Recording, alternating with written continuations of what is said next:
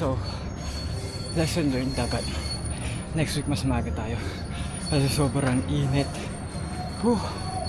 Anyway, last one rep, so all out. Cool down. Tapos na tayo. Grabe.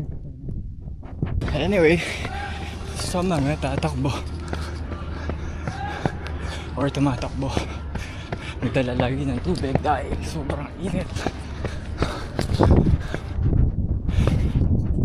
So yun, tapos na tayo sa ating interval workout. At the hardest part ng workout natin is yung init. Yung workout is kayang-kaya naman. Yung init lang talaga. So, ayun, reminder ulit sa mga tatakbo, magdala ng tubig. Stay safe sa lahat, lalo na at summer ngayon. Yun, so na-film ko na tong full review ng Chowdan Fast 4. Abangan nyo na lang and marami pa tayong sapatos na paparating.